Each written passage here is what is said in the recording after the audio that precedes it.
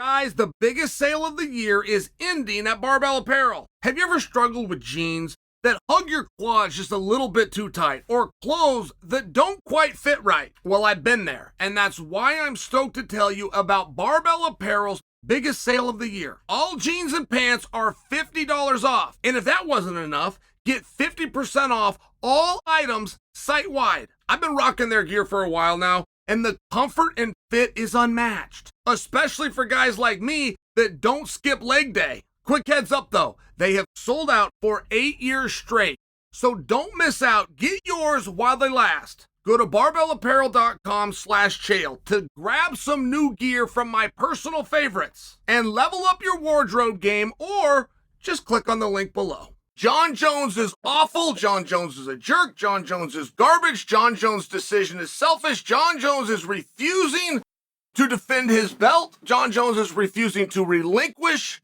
his belt. Jon Jones is doing nothing to move that division or add moral support to the guys in the locker room that have like-minded goals and dreams. He's not paying respect to the rankings. He's not even planning to come back and fight the number one ranked guy. Okay. Fine. Neither's Tom. That's the part of the story that's getting left out. Neither is Tom. Tom Aspinall is the interim champion. Now,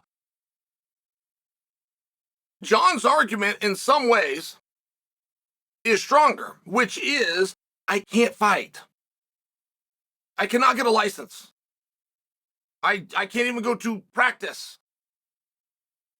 So, to suggest that Jon would be stripped or do what George St. Pierre did and just give the belt back, to bring those things up, you're not completely out of line.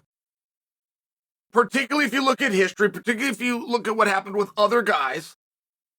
And moreover, when you do understand the concept that when Jon returns, it's for a title fight.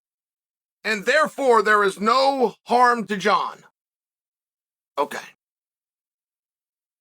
But Tom can fight. He is healthy. He is able. And I find that Tom is spending his time talking about what Jon's doing without understanding he's doing the same thing. Now, by the way, this isn't a pick on Tom piece. Tom wants to fight. He's made that very clear. He's willing to fight. He would like the credit. He would like to be known as the best active fighter in the world, which he is. But it's not wholly different. I mean, it would just seem to me as Tom and Jon have this little bit of a back and forth. This little bit of a back and forth is a little bit confusing because they haven't called for a fight with each other. Even though they're fighting and they're bickering, Tom has not tried to take that fight from Stipe. And as Jon is attempting to defend himself and say, hey, whoa, hold on, I am the champion. I will fight as soon as I can. I mean, I do have to tell the story the way that it happened, which is Jon Jones did not try to be a closeted champion. He won that belt in what I believe was March. And he tried to defend it against Stipe on International Fight Week, which was July. Stipe did his part as well. Do you guys remember that? Stipe tweeted out artwork from the UFC as though it was an announcement. Like, I mean, Stipe went for it too, and Jon went for it. Both of those guys, we do have to defend them. As they're waiting and not giving other guys opportunities, they did try. And then they tried to fight again, and it was even strongly rumored they were going to get that fight in August.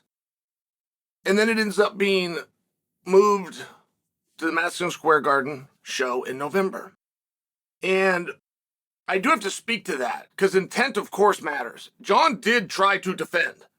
Had it been Jon's way and he would have gotten the fights, when he asked for them, he would have not only had the Stipe fight, he would have had given somebody else the opportunity by now as well. And I bring that to you because that, to me, seems like the stronger argument for Jon to make against Tom.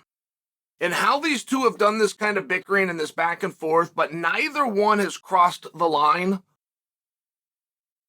of fight me, I'm better than you. Neither one has done that.